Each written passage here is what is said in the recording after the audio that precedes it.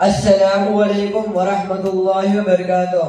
वालेकुम अस्सलाम वरहमतुल्लाहि वबरकातुह। भाई आप अभी कहाँ जा रहे हैं? अबे हमजा, ये गूंजे का दफ्तर नहीं दिखता तेरे को? तो भाई वो ही पूछता हूँ ने, इतनी जल्दी कौन सी स्कूल खुलती है? बे यार हमजा, स्कूल नहीं ट्यूशन जा रहे हैं। वे तू समझा, एक तो सुबह सुबह में चाय नहीं पी, नहीं ये दिमाग खराब पड़ता है। रिजवान, ट्यूशन तो तू शाम को ने रात को भी जाता ही है ना।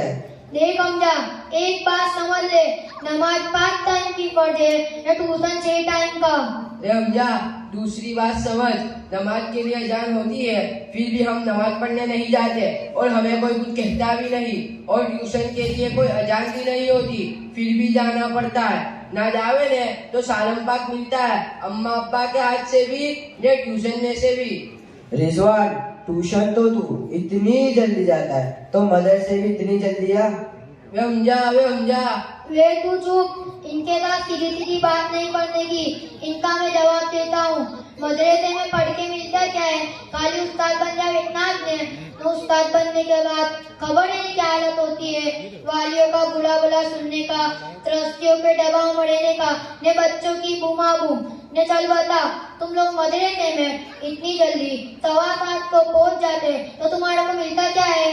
नहीं वे ऐसा ना बोल, हमजा का दिल मत तोड़, फुल हाजिरी का इनाम मिलता है इनको। ने एक बात मुझे बता हमजा, तुम लोग मदरसे की पाबंदी करते हो, इससे तुमको क्या मिलता है फुल हाजिरी के इनाम के अलावा?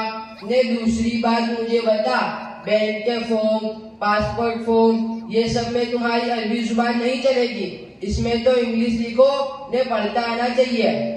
भाई तुम्हारी बातें सुनकर ऐसा लगता है कि तुम्हारे दिल में मदरसे के लिए बिल्कुल भी अहमियत नहीं है। और मैं एक बात ये भी कहना चाहता हूँ कि जन्नत में गुजराती में बोर्ड लगे हुए नहीं होंगे कि आ जन्नतुल फिरदौस नो रास्तो छे, आ जन्नतुल मावा नो रास्तो छे। और फरिश्तों से तुम इंग्लिश में बात नहीं कर पाओगे कि I want to go to जन्नत। अरे कासिम, बात तो ये भी बराबर है, पर अपने तो बच्चे हैं, अपने अम्मी अब्बू को समझाएगा कौन ये बात के लिए? अरे रिजवान, पर सीधी बात तो ये है कि अगर दीन में कामयाबी होती तो हमारे अम्मी अब्बा हमको सुबह में मदरसे भेजते, 6:30 बजे का उठा के ट्यूशन में ना धकेलते। ने रविवार को ट्यूशन की रजा होती है तो सुबह में हमको सुला रखते हैं, ने खुद भी सो रहते हैं, ने मदरसे में 7:45 बजे तक भेजते हैं। माँ बाप का अंदर मदरसे की कदर ना हो तो अपने अंदर वाह के वास आएगी। कासिम, अब अपने क्या करेंगे? वे समझा, कोई अच्छी बात हमारे को समझा कि हमारी खोपड़ी में उतर जावे, ना हम घर पे जाके हमारे अम्मी अब्बू की भी खोपड़ी में उतार सके, न उनको पढ़ते स्कूल और ट्यूशन का भूत उतरे, तो उनको मदरसे की कदर दिल में बैठे। देख रिजवान, ये मेरे उस्ताद मौलाना मोहम्मद साहब है, ये तुमको अच्छे से समझाएंगे।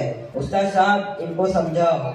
मैं आप लोगों की कब से खड़े खड़े गुफ्तगू सुन रहा था और सोच ही रहा था कि तुम्हें समझाओ, मगर देखो अल्लाह ने आपके दिल में ही बात डाल दी और आपने ही कह दिया हमें समझाओ।